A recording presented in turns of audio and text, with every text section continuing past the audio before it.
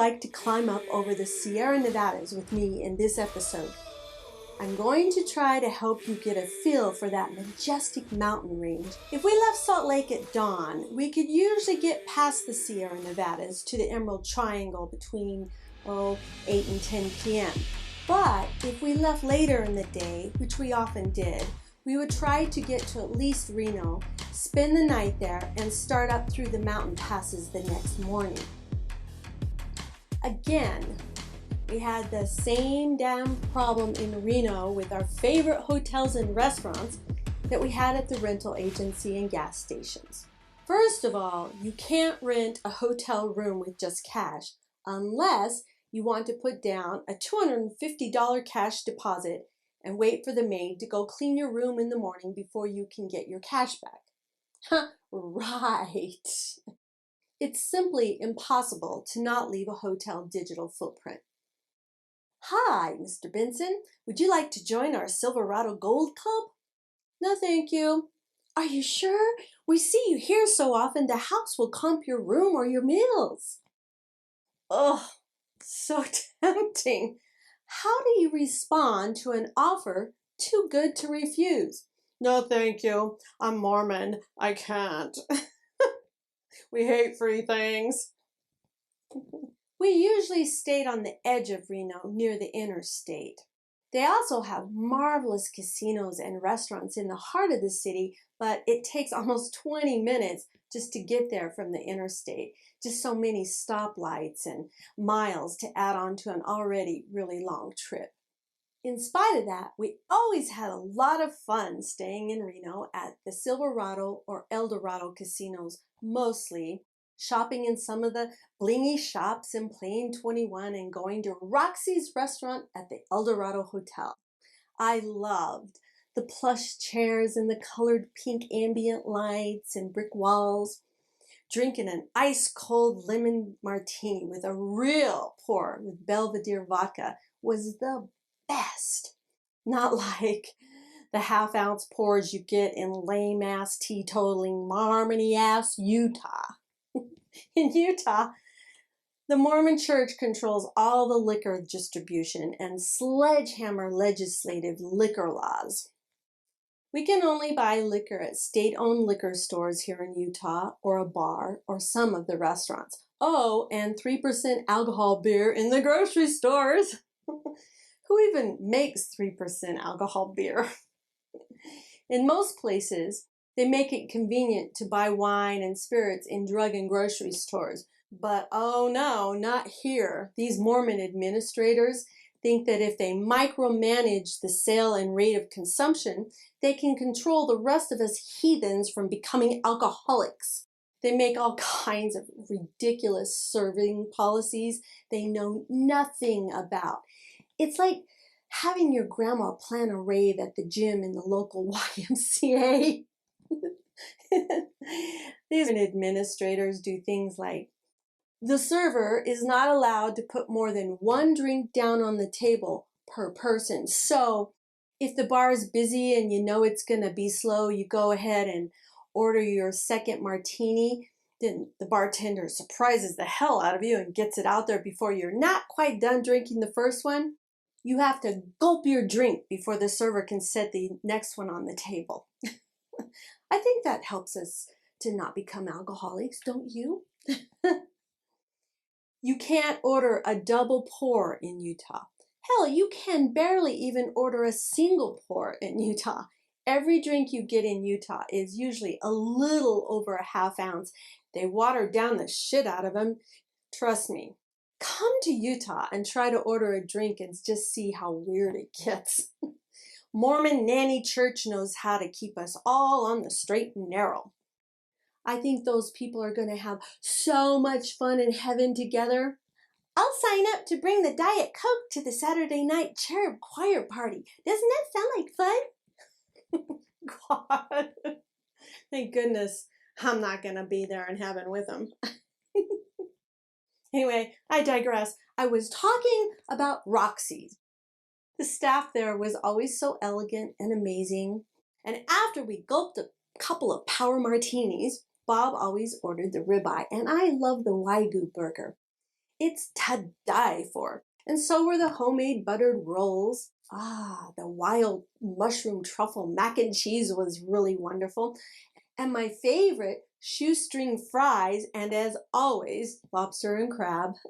Oh gosh, I could go on and on about Roxy's. Now I'm hungry, aren't you? Here, stop the video, go get a snack, and I'll wait.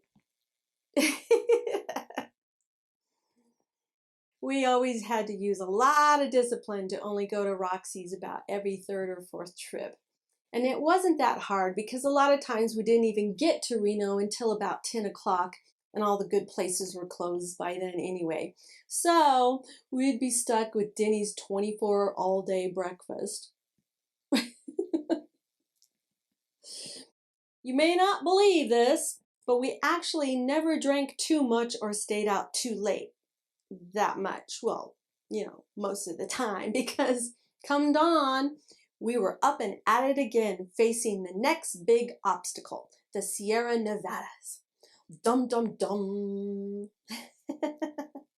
Whoa, those things are high. Sometimes, if the timing was right, we would stop just past the way station and the state line in Truckee, California, which is just about 30 minutes or less west of Reno, at a little hippie grocer called the New Moon. I love the smell of their homemade soaps and essential oils and the patchouli. But the best thing about that little vortex right there on the premises, they squeezed the best orange, carrot, and ginger juice. And the deli was even better. They used super fresh bread with no additives and great grass-fed meats and cheeses on the sandwiches. We not only fueled up our car in Truckee, but freshly squeezed juice helped to fuel up our courage to be able to face what was coming up on the interstate. Descending down the beautiful valley of the turquoise Donner's Lake is very deceptive. The pristine view of those jagged, sharp mountains jutting out of the sides of the banks of the crystal lake lulls the unsuspecting traveler into its beauty, making them unaware of the ominous and foreshadowing horrors soon to come. That view seduces you into pretty much taking your life into your own hands. Yes, sir. There's a ferocious competition for space on that treacherous section of the interstate. For whatever reason, the entire time, over 10 years that we drove. Oh, I'm just kidding. It was only 9. Actually, it was about 4 or 5. The entire time that we drove that stretch of the road, construction crews were working on it, tearing the living daylights out of it. Do construction crews ever finish anything? I mean, it seems like to me with highways and construction crews, it's just a loop. They just go round and round and they never, ever finish anything. And it was just like this on this section of Interstate 80. Everything was always torn down to only 2 lanes each, east and west, of narrow, and I mean narrow road.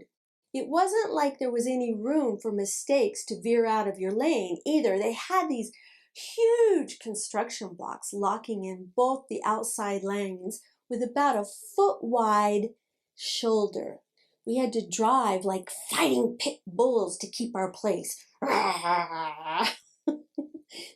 You remember in driver's ed when they teach you to keep 1 car's length for every 10 miles of speed?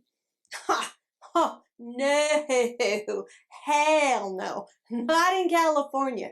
You have to drive with a foot or less between you and the guy in front of you to keep other people who don't understand boundaries from weaseling in front of you on the long lines of 18-wheelers, the big machinery, and equipment haulers. And if that's not enough, about 9 months out of the year, it's winter up there at Donner's Pass. The winter is brutal up there because of the high elevations. Absolutely brutal. Snow, ice, rain, slush, and fog just gets worser and worser the higher you climb through the Tahoe forest and the mountain pass.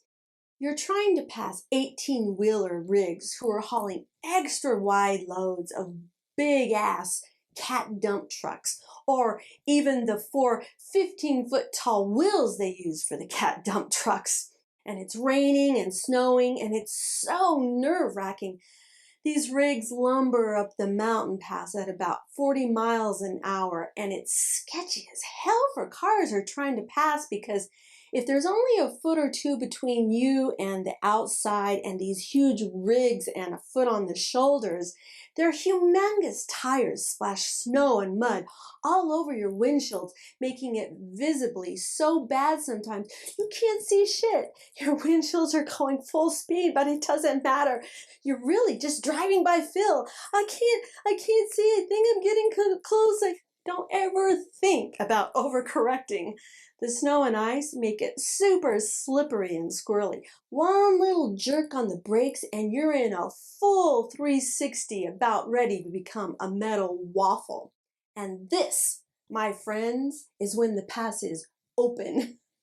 Sometimes we would be trapped for hours in mile-long lines waiting for the weather to ease up. They had closed the interstate behind us, so we were stuck in the middle, or for the accidents to clear up, or whatever reason.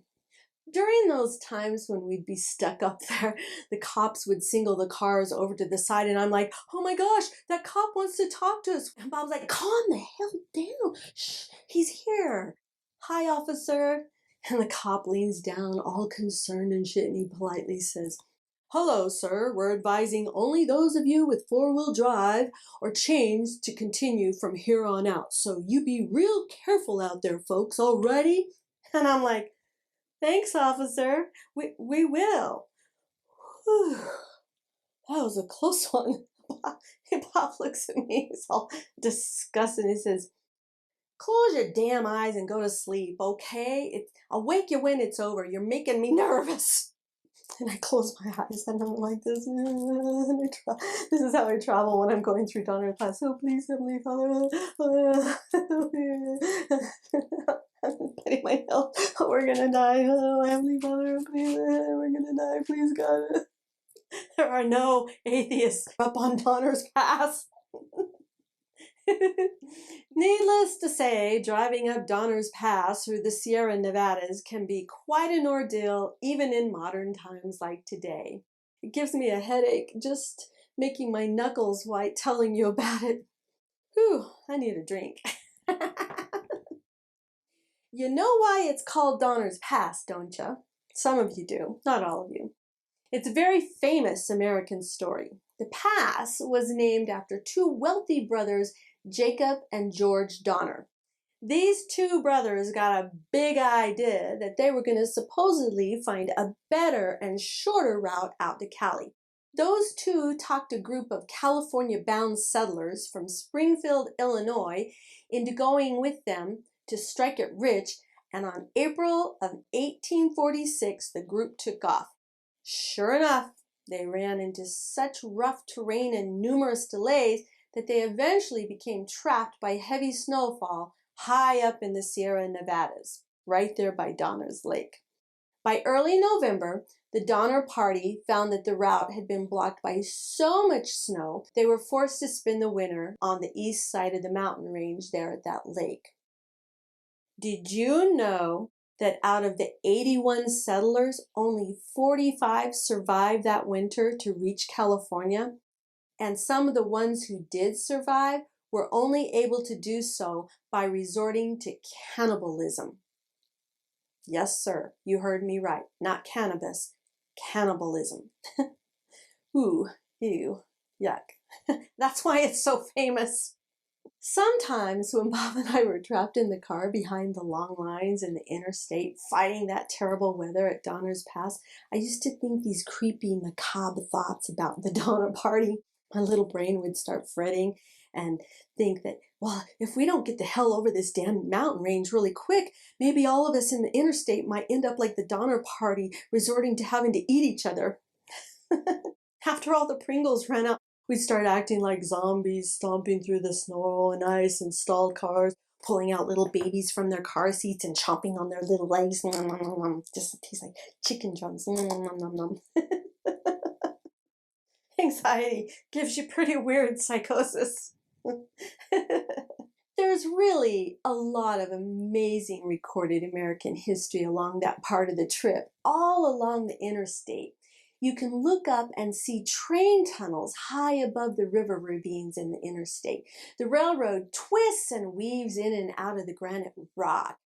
Building this part of the Transcontinental Railroad was probably the hardest part of all the rail line that was ever built in America. Back in the 1840s, construction conditions were so severe that the railroad company couldn't even get workers to apply for the job. Keeping the construction of this mammoth project on schedule was completely impossible because the long mountain range was made out of solid granite rock, the hardest stone in the world. Trying to drill through the mountain range was such hard work that most of the Black and Caucasian people in California would only work in the mines or agriculture. Can you imagine trying to drill through the granite without modern machinery like we have today? Fortunately for the railroad company, the timing was just right when over 300,000 Chinese immigrants flooded into the U.S. between the 1840s and the 1860s. These immigrants came because of political terror and terrible poverty in their country at the time. Americans in general and the railroad employers were quite racist against the Chinese at the time. The company had no choice but to hire these immigrants as manual laborers instead, but to the delight and surprise of the employers, the Chinese proved themselves to be phenomenal workers. Despite how small the Chinese immigrants were and their lack of experience, these laborers were responsible for most of the heavy manual labor on the lines of the Sierra Nevada rails.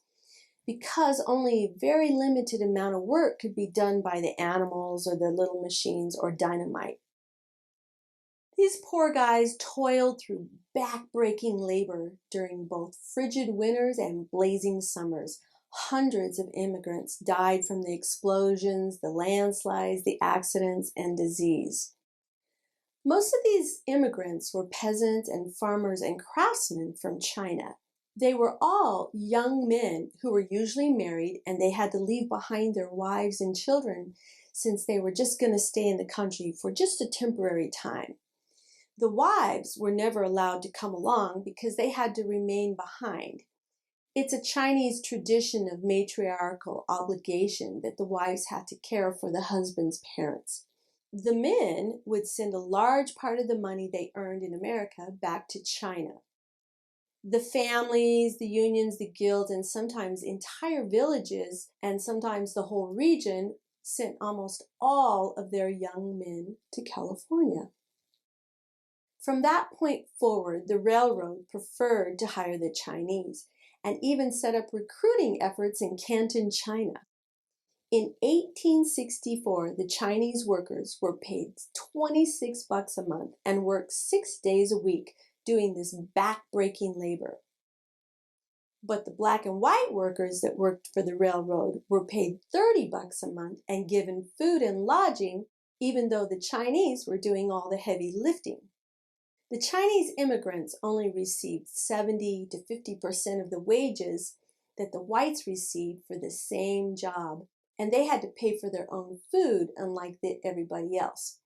On top of having the most difficult and dangerous work, including tunneling and the use of explosives, some of them faced a lot of physical abuse from the railroad supervisors. They didn't really realize yet that slavery was against the law by then. Finally, the immigrants cracked, and protesting the long hours, the lower pay, and the abuse, they used their collective strength that they challenged the railroad company and held an 8-day strike in June of 1867. In spite of that, the strike ended without any pay parity after the Central Pacific cut their food supply off and transportation off. So they had no food and they couldn't go anywhere. They had to go back to work. Fortunately, the strike wasn't in vain because the working conditions soon improved following the strike. The railroad raised their wages to $35 a month. That's the equivalent of $630 in the year 2018 per month after the strike. It still seems pretty bad. It makes you think that some things just really never change. Can you imagine doing that kind of work for minimum wage? Oh, I could go on and on about the injustices done to the Chinese immigrants, but I'm about out of time. I used to look up at those railroads in awe and wonder who dug the tunnels and who built the lines hanging off the cliffs of the Sierras. On my days off from driving, sometimes I would look up the history. Today, I wanted to honor the forgotten but important group of immigrants that helped build our nation. So remember, stay out of trouble. And when you're biting on little Chubba Chunk baby thighs and their little tumors, don't bite too hard. I know those little babykins are just so cute, you just want to eat them alive. I love them so. I'm having a new baby granddaughter next week, and I'm so excited. And for sure, don't do it. Don't do anything I would do. We'll see you later. Bye-bye. Let's try that one again. For that majestic mountain view.